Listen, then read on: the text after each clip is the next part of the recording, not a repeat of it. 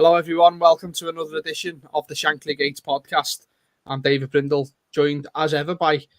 I'm trying to think of something else other than the front three, but there's nothing really there. Here in Grace and Dan Club, good evening, both. It is evening time now. How are we all doing? Yes, yeah, very well, mate. I think we would have been a bit of a different answer at half time last night, but we'll get into that. We're obviously going to talk about VAR. Liverpool have reached another Champions League final, the third under Jurgen Klopp in 5 years. I tweeted incorrectly that was 4 years, but I just couldn't be bothered deleting it. So I've left it there. And we'll also look ahead, obviously, to Tottenham on Saturday at the strange old time of 7:45 on a Saturday night. But we'll get into that. But first things first, how are we feeling? Kieran, I'll start with you. It's another Champions League final, as we say, the third under Jurgen Klopp, the 10th, the most times an English team has made it in the Champions League. How are you feeling? Oh man, I'm absolutely buzzing. And you know what? You don't take it for granted, but we're just always there or thereabouts, aren't we? And it's just absolutely sensational what Jurgen's done this time, and especially this season. It's incredible and fully deserved. I know we've had our moments, especially in the first half last night, but we obviously got the team together at half time and they got it sorted out. We ended up winning home and away. So, mate, I'm absolutely buzzing. I can't wait. I'll feet up tonight, watch the other semi-final. Not too bothered who we get. But yeah, we're on the march again and going for number 7, mate. We are indeed. Let's just start with that, Dan, before I get into your what you made of being in another Champions League final. Yeah. Is there anyone that you prefer from tonight's tie? No, it's a no-brainer. Real Madrid. I voted on your poll on Twitter. It's an absolute no-brainer for me. Absolute no-brainer. Listen, at the end of the day, we get City, we go. Nothing to fear necessarily in playing City. We've played them 3 times already this season. We haven't been beat yet. So, not so much that, but there's a story with Real, and the jeopardy of playing a Premier League side and getting beat doesn't even bear thinking about, in my opinion. And obviously the Kiev Real situation, Salah himself said last night, didn't he wants Real Madrid. So, and above all of that, I think City are a better side than Real Madrid. So, who do I back us to beat out of them two? Come more comfortably, if you like. It's Real Madrid. It doesn't even bear thinking about it, like I say. So Dan's in the Real Madrid camp. Kieran, you're in the not too bothered camp. I've got to say I'm with Dan. Real Madrid for me, for all those reasons. And also, Paris 81 all over again. That would be quite nice as well. I've heard enough stories from my dad about, I went to Paris and I was there. We beat Real Madrid and Alan Kennedy scored. I'd like my own story, please, if that'd be doable. But let's first stand. Let's talk first half, because it was an absolute disgrace, I thought, in the first half, and we haven't performed like that all season. And I think Klopp said post match, it's bound to happen at some point. What were you thinking at half time? You going in 2-0 down? Was it like panic stations, or were you still sort of confident that we'd be okay? I remain surprisingly calm, for me, quite frankly. I seem to have gone into some sort of transfixed state at the minute with Liverpool. We're playing that often, and we're finding ways in games that consistently well that it never truly got out of hand for me last night. Listen, we were miles off it in the first half. Let's make no bones about it. Like, a lot of credit should go to Villarreal for their game plan for the first 45 minutes. They were brilliant. We weren't. We were woeful. To a man. Like, I've seen a lot of scapegoating on Twitter and people talk about individuals. For me, to a man, we were appalling. If we could have made 11 changes, Alisson might have got away with it. He probably would have made 11 changes because it was dire. It really was that bad. But yeah, I was quite calm because, like I say, I have seen us. We were all at Arsenal away just a few weeks ago, and that wasn't too dissimilar for me. That first half, when we had the chat in the stands, we were really poor for that first 45 minutes, and we were brilliant second half. And we've done that quite a lot. So that kept me calm. The fact I thought Villarreal couldn't do what they did for 45 minutes, for 90 minutes, kept me quite calm. And the fact that at no point were we behind in the tie, like even when it went 2-0, in my head, I had to keep telling myself, it's 0-0. Like, if it was 0-0 throughout, say we'd played 0-0 at Anfield and it was 0-0 at half-time in Spain, would I have been panicking then? No, not necessarily. So that's where I was at with it, to be honest. Yeah. I was very similar to you, mate, in the sense that it was like, yeah, it's 0-0. They've scored twice, and okay, the momentum is with them. But as you say, it was still level. And I think I never really panicked as such. I was more disappointed because, as you say, there was everyone on that pitch was just horrendous. Absolutely horrendous. It was the worst half of football I've seen. Kieran, paint the picture for us, mate. What was it like where you were in the world and how nervous or panicking were you? How much panic was going on? Yeah, I mean, for me, I think it was 3 or 4 years ago. I think I would have been animated and, quite shouty at the telly, but it's just it's what Jürgen makes you believe. It's just the amount of times that we've done it. I sit there and I think we're all right here. At 2-0 down at our time, I said to myself, do you know what? At the minute, it's 50-50. No more, no less. The tie's even. So this, next goal's massive. Which way it goes, it went for us. But I don't think if it's a term we can associate with the red. But I think the term first half red, certainly there's a few games, I think I've mentioned it in the past, where we've just been off it in the first half for whatever reason. And we get into half time, Jürgen does his bit. Yeah, doesn't usually make a change straight away. I've noticed at half time, but I think yesterday he had to, because it was a different level of poor to the first halves we've seen. Certainly at Arsenal, as Dan said. I can think of a few others, Everton there recently. So, I wasn't that wasn't that concerned. I didn't think he'd bring Diaz on immediately. I thought for me the change had come in midfield. You could have took maybe one of them. I thought where we were really weakest was in the midfield. The amount of space we give them in the first half, they were just playing through. It was like we weren't there. So that's where I'd have made the change. But Jürgen always makes the right changes. He's that's one thing he's really improved upon. I think this season, every certainly of the last 6-7 weeks, he's nailed every substitution. And again, he got it absolutely spot on with Luis Diaz. Completely changed the game. And it was pretty much as soon as we got the goal, it was plain sailing. I quite liked his little comment a post-match about sending Peter Kravic in to find an example of what they want the players to do from the first half. And he said when he got in the dressing room, Peter Kravic was just like, no, there's nothing. Like, there's nothing I can show to say that it was good. Like, there's just nothing. It's so true. Dan, Kieran talks about the changes there. Obviously, the Diaz introduction was brilliant because we know what Luis Diaz brings. Yeah, he's special.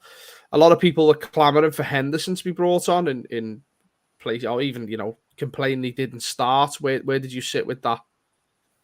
I was okay with the starting lineup. My thoughts on the selection with Keita and Jota in particular were that Klopp was trying to kill the tie quite early on, because Keita obviously offers that extra creativity from midfield that Henderson probably doesn't bring. Henderson brings your leadership, your work rate, etc., but Keita brings that little spark. And the same with Jota, because Jota's all-round play for a while has been quite below par, but what he is really good at is that sort of instincts around the box. And I think Klopp thought, if I can go with them two from the start, and one of them two can nick me a goal/2 goals in the first half, tie's done, and I can make me changes then. So obviously it didn't go to plan whatsoever. So Jota coming off at half-time was no surprise, because that hadn't worked quite clearly. He hadn't been involved in the game, but it wasn't necessarily his fault because we hadn't been involved in the game up until that point. But like Kieran says, Klopp very rarely makes any changes at half-time. So for him to make one was a bit of a leap of faith. So the chance of him making two, which probably would have been Henderson, it was almost impossible. It wasn't going to happen, you know what I mean? And I think it was probably fair with Keita, because I mentioned this morning, like, obviously we all know what happened to him in Madrid as well previously when he got dragged after like 33 minutes, whatever it was. Bringing him off at half-time in another European knockout game, we obviously don't know the ins and outs of how he works, but it might have been another kick in the teeth for him, especially when his form's been so good. So letting him go out and do it again and prove himself to be better. And not only that, Klopp obviously foresaw that we'd be better in the second half and we'd have more of the ball. And when we've got the ball, Keita's brilliant. But we seen last night without it, and when it's frantic, he's all over the place. So it turned out to be a bit of a masterstroke, didn't it? Because we were better, which in turn meant Naby Keita was better because he was a different player second half. And I've seen people today, like people were sort of calling for him to go at halftime. But then I've seen people say, how can you be so poor? And then like prime Kaka second half, you know what I mean? So it turned out to be a genius move. And we shouldn't be surprised from Klopp anymore, really. We really shouldn't. As Kieran says, it is something he's massively improved on. And I put that down to obviously having more options to bring on better, higher quality players as opposed to what he used to. But you're absolutely spot on. There's a few people I know who were saying bring Henderson on. And I did sort of see the logic behind it. I did kind of think it was strange he wasn't playing the skipper in the Champions League semi-final, second leg away from home where you need a bit of a cooler head in midfield. But look, the man knows what he's doing. He knows he's got a plan. I'm not having this. It's all about the next game. I think he knows we'll save people for this game and we can rest easier and things like that. That's part and parcel of it. I think it was spot on in the end. Kieran, Dan mentions there obviously about Liverpool having more of the ball in the second half. Were you at all surprised that obviously Liverpool were much improved, but Villarreal sort of stepped off and sat back a little bit in the second half? Were you surprised at their shift of not coming out and just going for Liverpool again head on? Because it was really successful in the first half. No, mate, it was. It caused us a lot of problems, didn't it? Now, I've thought about this all day because there was a significant drop off. I honestly, to me, I just put it down to fitness. I mean, what they did in the first half, still to do all that running, they've still got to come out and do it in the second half. I don't, the amount of times that they come up against a team like Liverpool, barely none. Certainly in Spain, certainly how hard we work. And I know it looked bad, the fact 2-0 up and cruising. They still had to put a hell of a lot of work in. So I'm just wondering if they just basically if they were running on nearly empty in that second half, Dave. Just because it wasn't the same Villarreal. I don't know what else to put it down to because you're 2-0 up at home, you've levelled the tie, you should be absolutely flying. You've got the crowd behind you. You've certainly got the lion's share of play in that first half. You're creating all the chances. So for me, that's the only thing I can put it down to. Obviously, we couldn't play much worse than we did. We could only improve, and Villarreal were obviously going to expect that. But there wasn't, I saw the start of last week. They didn't have an attempt in the second half last week, and it was the same again this week. They didn't manage a shot on or off target. I don't think so. I think we have to take a lot of credit for that, but I think in the end the actual fitness of the team has got us over the line there. Yeah, we've had a similar comment from David who says they Villarreal ran out of batteries 5 minutes into the second half. Diaz coming on, the rest of the team looked good again. The weird thing for me about the Villarreal thing is like they had the game against Alaves before they played us and they rested pretty much most of their team. And they got beat 2-1 in that game because they'd written it off. So then to be 2-0 up and, whether it was a case of them being tired, which it shouldn't really be because you've just had a rest, to not go for it, it seemed tactical. It did seem like an Emery thing to me. I don't know where you stand on that, Dan. What you made of that shift in the second half? For me, Emery reverted to type, quite frankly. He reverted to the way they played at Anfield a week earlier, and he reverted to what they did that was successful against Juventus and Bayern Munich, which is soak up pressure and look to hit on the counter. Once you got the game level, and I agree with Kieran in the respect that I think at some point they would have blown up playing the way they were playing, and he might have wanted to avoid that by making a tactical switch. If they'd have gone like they did for the next 25, 30 minutes and they got to 75 and it was still 2-0, at that point they might have collapsed, essentially, because I think that was going to happen at some point. So I think he tried to avoid that by shifting tactics. But all that did was let us get a foothold in the game. We barely strung a passage of play together in the first half. But because they sat deep, it allowed us to dictate terms. And they could never, once we're on top, that's it. You're done. It's like in the old days, you used to watch wrestling, like Rikishi got on someone. That's it. That's game over. You know what I mean? And that's what he allowed us to do. Like, I think he's a very good tactical manager, particularly in Europe. And he showed that for the first half. But if he had his time again, he'd go for the throat again, in my opinion, because tiredness can't be a factor straight after half time. Like, if we'd been playing for an hour straight and all of a sudden they get tired, you think, yeah, they've ran out of legs, they've blown up, fair dues. But immediately after half time, nah, that was a tactical switch, in my opinion. And obviously, in hindsight, it's a terrible decision. It's a terrible call from his behalf. But when you think about the fact they beat Bayern Munich and Juventus playing that way, I don't particularly blame him. He probably thought, we'll get away with this, or we'll do it again, once it was all square. But listen, we're not Bayern Munich and we're not Juventus, quite clearly. Yeah, absolutely. As you say, it was you're spot on. Tiredness can't be an issue after half time. There's just no way, is there? Like, just don't buy it. It was definitely tactical. And as you say, the thing that got me was they rested the game before. It's not like they've been full pelt week in, week out. They're chasing 4 trophies like, certain clubs. They were half decent. They're literally, that was their season last night. They had the walk around the pitch after, like, whatever it's called, because that's it. It's over. It's done. There's nothing they can do now. So I'm definitely not buying that. Let's just look ahead to the final ever so slightly. I don't know where both of you stand on ticket situations. What are we hoping for? Is it going to be praying for a ticket out to the ballot? Kieran, I'll start with you. Yeah, I think it's gonna be, mate. I mean, I think I'm due one. I missed out in Madrid, so I personally think it's my turn. I know it doesn't obviously work like that, but I'd like to think I'd get there. Bigger allocation than last time. Well, bigger stadium anyway. I say big allocation. It's not because it's UEFA. So 20,000, I've read. Yeah, we spoke about all that nonsense before. To quite frankly, a joke. Yeah. But certainly if I get a ticket, I'll be making my way there, mate. Absolutely. Yeah, we're flogging a dead horse talking about UEFA, aren't we, Dan? In terms of tickets. Yeah, we are. For yourself, mate, what are we doing? Well, as you know, as both of you boys know, unfortunately, when it comes to the summertime, my commitments are, I'd say split 50-50, but that's not exactly true. I'm probably still slightly more in the footy camp, but with cricket, it is a difficult one for me. I'll obviously be watching the match, there's absolutely no doubt about it. But in terms of going to games, I struggle for Saturdays in the summer because it's a weird one, because obviously I can affect what happens in my cricket, but me being there or not probably doesn't have that much of an impact on how Liverpool play, I'd like to think. So that's the way I look at it. But so unfortunately, I haven't been to a Champions League final as yet, because I'm always on a Saturday. So that's me writ off. Hopefully when I've retired in a few years' time, I'll get to a few more, eh?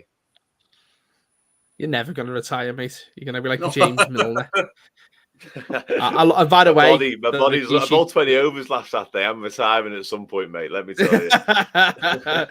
The Rikishi analogy didn't get enough love, by the way. I forgot to mention that. Gotta go on the end of season compilation now.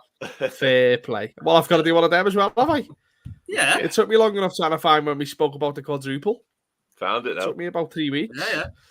Yeah. But yeah, no, definitely. So the what I've read apparently is there's supposed to be 5,000 free tickets per club, given out of the. I'm assuming it's going to be out of the 20,000 allocation, which again, this is all hearsay, this is all guessing, but that 20,000 you're looking at probably losing maybe 8,000 for priority rights holders and sponsors of the club, not UEFA, sponsors of the club. Staff, media, all that. You're probably looking at losing that. You're probably looking at 12,000 tickets in the ballot, maybe something like that. I don't know. It's ridiculous. But in terms of this 5,000 free tickets scheme that UEFA are doing, it's to do with the pandemic and rewarding supporters.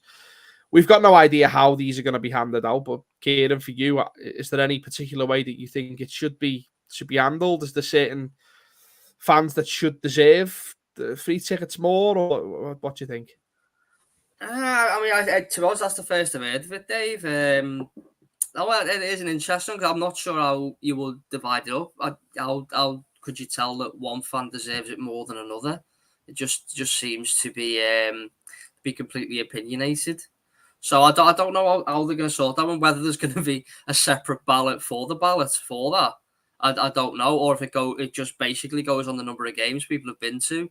But I'd imagine, everyone, there's quite a lot who, if you go to, if you've been to all home and away, for instance, Is that the fairest way to bring it out? And then of the remaining, if there's any remaining ones left, to anyone who's been to, all home and a few away as well. So I'll wait and see. And I wouldn't put too much hope, certainly from my point of view, as someone who only just goes to basically all the home games. So I suppose if they are giving the free tickets away, I suppose you have to put a little bit of praise towards UEFA for not too much, obviously, but that's an interesting one, that, mate. So I suppose we'll have to wait and see. Yeah, I would guess they'd do it randomly. I'd guess that's how Liverpool would do it. But if it was me making the decision, I'd probably say biggest away allocation we've probably had in Europe was like 4,000, I'd guess. 4 to 5, maybe 5,000. I'd say probably less than 5,000. So I'd probably say those fans who've been to, even if it's just one of the aways, it'd probably be the ones that would get it. Dan, what do you reckon? Have you got any thoughts on that? Yeah, would they not potentially go about it a different way? Because obviously our own club ballot is going to be sort of the way you're talking about it in terms of credits.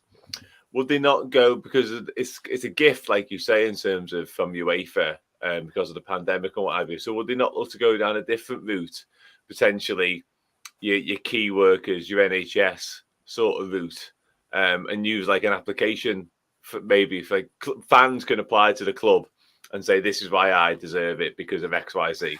You know what I mean? In terms of the pandemic, I mean, like, I worked so-and-so, I'm an NHS doctor, maybe that sort of thing, or particular hardships. And I know you could get, but the club have been massive on that sort of thing in the past 18 months.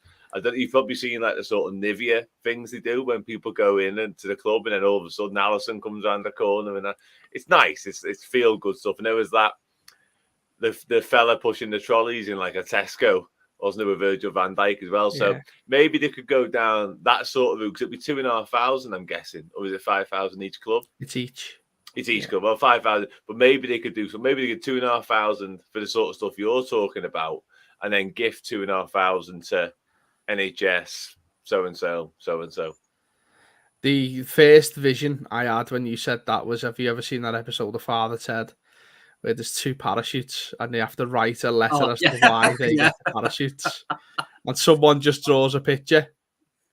That'd be me. I just draw a picture. It'll just turn to a creative competition of essentially who's got the biggest sub story or something like that. There would be a lot of that, which is like maybe you'd have to have solid proof and evidence that you did so and you did work for the NHS and what have you. You know what I mean? But or maybe it's pretty. I mean, we all know full well Liverpool's awash with hospitals. You know what I mean? It wouldn't be difficult to seek out 2,500 Liverpool supporters from the 6 hospitals or whatever there is around here. Like, so I just wonder if you are then taking tickets off someone who's been to, every home game, or probably every home and away, or even just one away, you're guaranteed. Yeah, but on that, you are obviously right in essence, but then obviously we have our ballot separate from that anyway. It's 2,500 potentially if we're going to do it that way.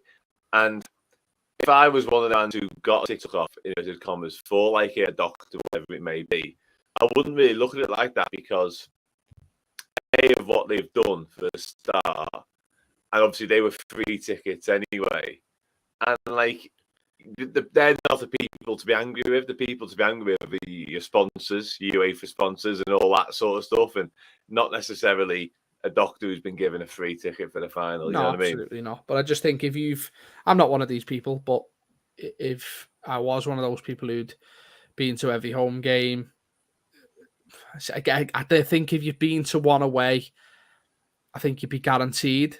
Again, it's not confirmed that, but I'd guess because there's only going to be a maximum of like 5,000, it'd be guaranteed. Yeah. So, but if I was in the ballot and I've been to 6 games and I paid 60 quid a game, and then someone who's all right, they're doing a great job and things like that. Yeah, it's difficult. It's like, well, I've spent all that money. The only reason, well, not the only reason, but one of the main reasons you have to go to all the games is to get to the final, to have a chance of getting a ticket. And then someone swoops in. It was like, I don't know if you've seen that big zoo. He got loads of stick on Twitter this week. Of my mates pointed it out to me because he had an FA Cup final ticket. First of all, it's like, where have you got that ticket from? Because you haven't, you were in at Cardiff, you were in at Norwich on a Tuesday night, or whenever it was. And then he's saying he's going to give it away to someone who's never been to a match. It's like, well, hang on a minute, mate. It's the FA Cup final. There's people who haven't got tickets who I know haven't got tickets who've been to like all the homes, maybe one away, the Forest, and the ticketless. So it's a very, very, very touchy, tough subject, really, the whole ticket lark. I've been extremely fortunate this year with the ballots for the League Cup and the semis and the final. Very fortunate. Probably never win another ballot again in my life. But I'll have to just not accept that. I remember Moscow in 2008 missing out on the ballot because they'd done it early. They'd done it before the semi-final. Strangely, I can't remember why. They'd done it before the semi-final. So that's my only Champions League experience of getting in the ballot. But yeah, very tough one. We'll wait and see. I think the ticket details should be out before Friday. Certain. I think they're just waiting for City or Madrid to get through before they announce it, because it's, you know, by 2 o'clock tomorrow. Yeah, is that when it is? Yeah. So I think it's just. I think they ought to know. They just don't want to say, you know, I'm not watching it. I've got Tottenham to prepare for. No, I'm watching this. Watch. I can't wait. I haven't really looked forward to it. I mean, I look forward to obviously every Liverpool game, but there's always that jeopardy and that nervousness around it. But tonight I can just chill and just enjoy and just wait. And obviously I want Real Madrid to win, but just see what happens.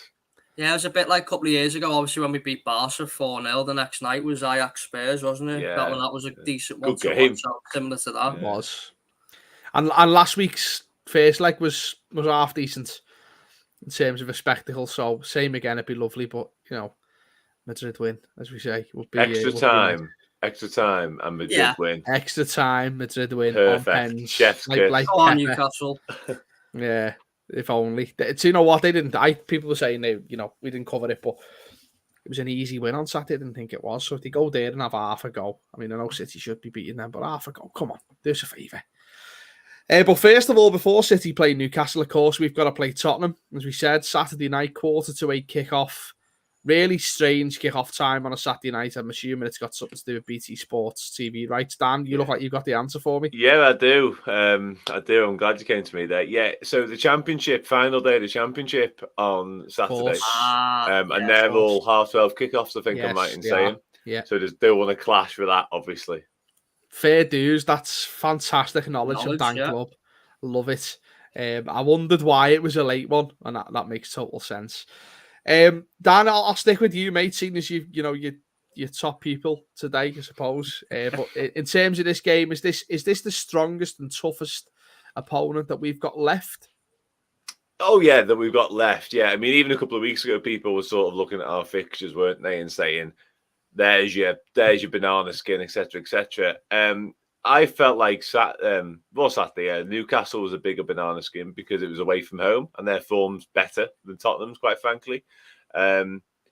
Always fancied us to get past Everton one way or another. Never thought it was going to be easy. We did that. Same with Newcastle, in my opinion. For me, I'd still think we get past Spurs because they're just so inconsistent. Credit to Antonio Conte has got them into a position whereby they are definitely fighting for that fourth spot. But they've still got the same old issues there. Their attacking sense with Kulusevski, Son and Kane, they're a threat. But defensively, they're leaking goals. And that's not what you just associate with Antonio Conte. So for me, at home, we should have beat them at their place. We were half robbed of a penalty and definitely a sending off. And we had players missing that day as well. So I think with everything that's going on this week as well, we've just reached a Champions League final, obviously. The crowd's going to be electric. The kickoff time probably suits us in that sense because it is a Saturday night. You know what I mean? We all know about 12:30 Saturdays. They're hardly bouncing. So Saturday 7:45 is probably the best thing that could have happened. So, yeah, I think we'll get the job done. I do think it's got some jeopardy and some issues because they are a good side, but not at Anfield for me. Very valid point that, Dan, about the half 12 and now the 7:45 kickoff. It's a very valid point of have a sort of European-ish vibe about it, and it'll be the first chance, obviously, for the whole of Anfield to sort of not celebrate but enjoy the fact that we're in a Champions League final again. So that could be pivotal. And obviously, Kieran, we play before City again. I think we've got a couple of them now. We play before them. I know we certainly do midweek as well against Villa. We play Tuesday, play Wednesday obviously because they play on Sunday, we play on Saturday. I think that might have a bit of an impact. And do you agree with Dan? This is probably one of the toughest games we've got left, if not the toughest. Yeah, I think so. Certainly the way Spurs have improved, certainly since Conte have come over, it does make it a tough game. No doubt about it, mate. And also at this point of the season, I think no matter who you're playing, you want to play someone who's sort of, mid-table, got nothing to play for. Like, no disrespect to them, but, the Southampton away game, which is the midweek before the last day of the season, they're the sort of teams you want to play if, you're up for it. So, but yeah, you'd probably say so, but I agree with Dan. We should be beating everyone at home. And the fact that it's, a quarter-away kickoff, which, we're not used to on a Saturday, will help us if it's, compared to a 12:30, as Dan rightly says, for the atmosphere. It's, certainly helps me as well from obviously the cricket point of view. I'll play in the afternoon. I've got about an hour and a half to get from New Brighton to Anfield, so I should be all right. Easy. Yeah. But look at it from Spurs' point of view. It's look at the team, obviously the 2 points behind Arsenal. Arsenal are home to Leeds this weekend, which is a big game for both of them as well. And I think I'm not sure if that's a 3 o'clock kickoff or not. If it is an Arsenal win, it's a 5-point gap. So I think if they play before and it's a 5-point gap, Spurs are gonna have to come out and attack, which to me will suit us, right down to the ground. Arsenal play Sunday. Is it Sunday? So Spurs are fair. Okay, that changes it a little bit. But I still think I still back Arsenal to beat Leeds. Well, I would anyway. So I think Spurs have got to definitely try and look for 3 points. And you only look a few weeks ago. They went to the Etihad and won, didn't they? And so I thought they did a great number on them. Obviously sat back and soaked up pressure, but the 3 goals he scored were 3 of the best goals you could see a team scoring this season. It was sensational considering certainly the last goal when it was 2-2, and you'd expect an onslaught from City. Absolutely none of it. So, and you look at the front 3 as well, Son, Kane, Kulusevski. In terms of an actual 3, it's with the exception of Liverpool, possibly City, depending on what 3 they put out, it's right up there with the best front 3s in the league, in my opinion. So it'll be definitely a tough game, mate. But any game at Anfield with the crowd behind us in a night game, we should have enough to get through it, mate. Absolutely. Dan, you mentioned earlier on about the game at their new stadium, which is magnificent, to be fair. Do you think, obviously, sort of hard done by in the sense that we were kind of forced to start Tyler Morton that day and we had a bit of a rotated team. Robbo got sent off, didn't he, as well? Do you think that'll play fresh in the minds of those players and they'll really want to put that right? It should do. It should do. There should definitely be an element of that. You should want to rectify. It's like what we said about Real Madrid earlier. We've had to wait a few years for potential opportunities to do that, of course. But yeah, there should be certain players that will remember that. I think I'm right in saying Robertson was on the receiving end of the Kane tackle, wasn't he, as well? He was. So Robertson, more than anyone, probably got that bit between his teeth to really put on a show on Saturday, because obviously, like you say, he was the one that got sent off, having been tackled sort of knee high earlier on in the game. So yeah, there will definitely be an element of that. We won't want to. There's always been these records, haven't there? And I'm pretty certain we've beaten, we know when you beat every team in the season. We did it the year we won the league. I know that. And we want to do it this year as well. And obviously that means beating Spurs. Chelsea, we haven't beat Chelsea twice, just dawned on me. We'll want to beat Spurs on Saturday. And if we do that, obviously it puts us in a great position, because all we can do now is keep putting pressure on City. I'm still firmly of the belief that not both sides are going to win all their remaining games in terms of us and them. I still think something will change at some point. And for me, we're not really under that much pressure because we're the chasers. We can't slip up here because we're not the ones who hold it. You know what I mean? For us, it's almost a free hit between now and the end of the league season because we're looking to catch someone. We're not the ones constantly over our shoulder thinking, God, if we drop a point. Listen, if we drop a point, that's it. But it's not ours to lose. So be it. So, yeah, I think we'll want to put it right Saturday against Spurs. Certainly from a fan perspective, we should all remember that. And certainly the people who are going to be inside Anfield should remember what happened at their place. But these players are just too focused and too driven. And I just think, aside from Robertson, they just want to get a job done for the job's sake. Yeah, I think there's bigger fish to fry, isn't he? It was a while ago. Was it before Christmas? I think just before Christmas. It was around that time. Yeah. So it was a bit of a while ago, wasn't it? So probably not. But as I say, maybe Robertson, that sort of sticks in his head. The players who are out probably aren't as bothered about that one. But we'll see. Kieran, obviously, the last time we made it to a Champions League final, we played Tottenham. Things have obviously gone completely different ways for us. We've continued to, well, apart from last season, dominate and be a really good football team, and they've really, really struggled. Conte, as you mentioned, has got them sort of back in the hunt to the top four. Do you think he's the man to get them back into a position where they can reach a Champions League final again? I think that's quite a big step from where they are now, a Champions League final. I think if you're talking about just qualifying for the competition, I think you could do a lot worse, Antonio Conte, for sure. He certainly needed a man. To be honest, where Spurs have had problems, like I've said, going forward, I think they're one of the better front threes in the league. It's always been defensively. You've always heard that term, haven't you, Spursy? And it's always because they've never had, solid centre half. They've had, so many pairings over the years. But, some good pairs, right? You think back to like the likes of Vertonghen, Alderweireld, players who a few years ago, I thought were decent defenders, but even then, it still wasn't good.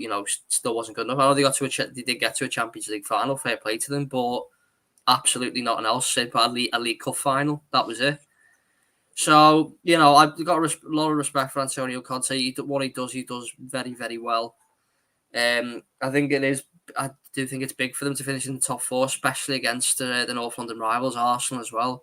And I know they've still got to play each other as well next week, I think, which is absolutely massive. If there's still about 3 or less points between them, so I think first and foremost they've got to get back in the top four. Whether they'll do that, it is that might well go to the last day of the season from that point of view. So that'll be something to look at. So if they can finish fourth this season and build from there, personally, I don't see them getting towards. Towards a final again, just because not just the decent European teams, Bayern Munich, Real Madrid, etc. I think at the minute Liverpool and Man City are that good. You'll have to come across one of them at some point in a competition, and every chance you get knocked out by them. Certainly, the City seem a bit more streetwise in Europe this year, because I know they got beat by Spurs on Spurs' run to the final. So yeah, for me, they've got to certainly get in the top four this season and go from there, mate. Yeah, and that's obviously not a given. It's far from a given. Plenty to play for. And obviously, as you say, they'll be desperate for a win on Saturday. Even, do you know what? Even maybe, a draw doesn't do it for them, does it really? I was going to say even a draw, but then you're relying on Arsenal to drop points. So they're desperate for 3 points if they want to get in the top four, because Arsenal, as you say, can potentially go, 5 points clear? And then you've got to play Tottenham as well. That could end it there and then. Arsenal back in the top four. Dan, for you then, team selection, obviously it's becoming impossible to predict. But is there anyone that you see is a shoe-in to start this game? Is there anyone that you think will definitely be dropped? I see Jordan Henderson coming into the side for Keita for this one. I think that's pretty much nailed on, to be honest. And the usual sort of protagonists aside from that, I think Matip probably comes back in for Konate. Don't see wholesale changes, really, aside from that. The front three is probably the biggest dilemma, if we're going to be honest. I think, personally, I'd say our strongest front three right now on form is Salah, Mane and Diaz. I think Jota, like I've said a few times, is going for a little bit of a lull. And even when he's been scoring goals, his performances haven't really been up to scratch. He's been kind of glossing up some average performances, let's say, by scoring. Which, I mean, scoring is the name of the game. Obviously, there's nothing wrong with scoring goals. Like, I've plenty of time for him getting 20 goals a season. But in general play, he has been below par, if we're going to be brutally honest. Roberto Firmino will be back to fitness, you'd imagine. You'd imagine he'd be in the squad, but this might come a little bit too soon for a start. So might see him get some minutes before the run-in, or the very end of the run-in it is now. But yeah, for me, I'd just go full strength. I don't think there's any game whatsoever remaining that we can do anything but. Kieran, do you think, are you with Dan in the sense that we should go full strength? And if so, do you think maybe looking at the Villa game, you might see more of a rotated side, such as Gomez, Tsimikas coming in? I wouldn't look at a rotate. I think we more just play near enough. Play the core first team players now to the end of the season. I know we've had a long season, 63 games it'll be, but certainly at the minute it is a difficult, obviously, the FA Cup final at the weekend, but I'd expect the majority of them to play. I agree with that. I think the front three, Salamane, Diaz, is definitely the best front three we've got at the minute. So I think that's how we'll go on Saturday. I think that's how we'll go. It might bring Jota on the second half. Whether he makes changes for Villa or not, possibly one or two, possibly to keep it fresh, but I wouldn't necessarily think it'd be that much. I think you'd have because I also remember we were talking about the Newcastle game. Thought it was a surprise that he started Joe Gomez instead of Trent. So obviously certainly give him a rest there. So I think Trent should be okay for certainly both games in the final. Maybe possibly a Kostas Tsimikas there. Looking ahead to Villa, I know we speak about the obviously the narrative of them playing City on the last day of the season, but you look from every other fan, the irony if a Steven Gerrard and Felipe Coutinho team takes points off us, would just be, absolutely heartbreaking. So, for me, I think you do have to. I'm not, Villa are an interesting team. I think on the day they can turn up, but there just hasn't been enough of them. Really, I think they're like, So I was going to say Southampton then a bit on the beach, but I know we've got to play both of them. So I'm going to go back on, probably saying that because just looking at it, I know Man City. If you look at the two away games, both teams are in the home games. We've got Villa and Southampton. They've got West Ham and Wolves, and for me, I know what two I'd rather have, and it's Villa and Southampton. So, with that late in the season now, we've just got to keep plugging along. And I think if there are drop points, it'll be in these next, because both teams have got two away games coming up back to back. And I think that's where it'll be won and lost. So I think we've just got to, obviously I think playing first again, just get in there, get the win. Don't play too much of a rotated side and, just see what they've got. Yeah, I think, do you know what? We've got such a strong squad that I think we can afford to rotate. And the word rotate makes you instantly think, well, we're going to be weaker. And I suppose to an extent we are, but Joe Gomez has performed really well at right back when he's been called upon. I'm not his biggest fan. I don't think he's a good enough centre back. And I used to think he was even worse at left back when he had that little spell there. But in all fairness to him, the last couple of games, Benfica and Newcastle, I think it is, that he's been called upon, he's been excellent. He's been fantastic.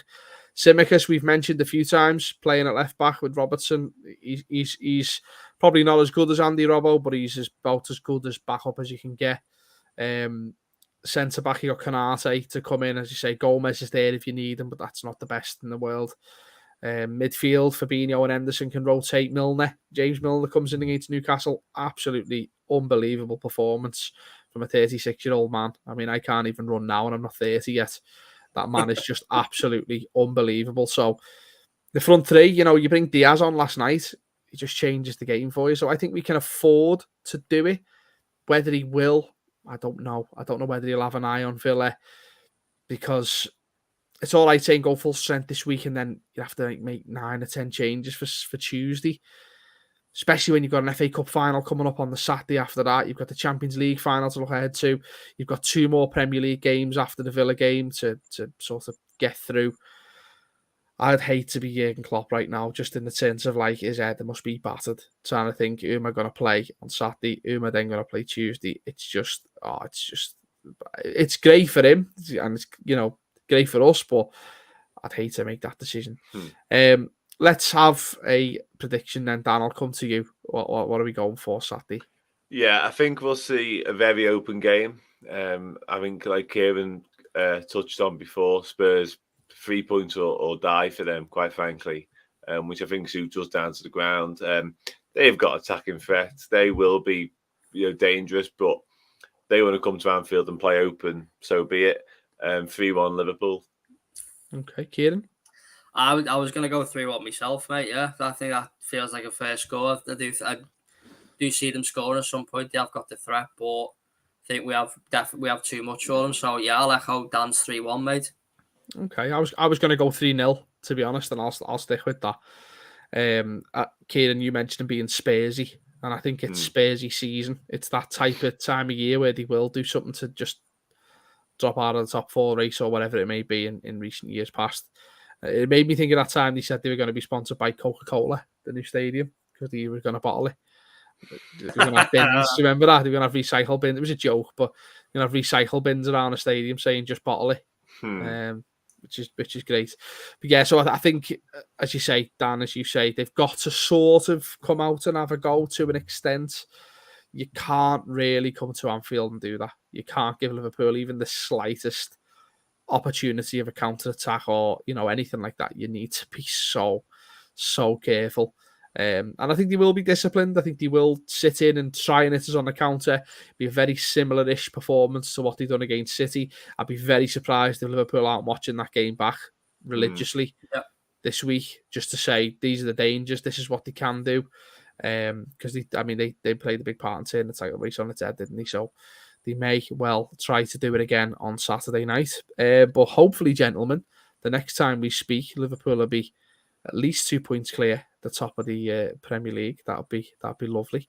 But we'll see what happens. We've got a couple of big games coming up this week. We'll probably get back together maybe before Villa, but if not before the FA Cup final on Saturday.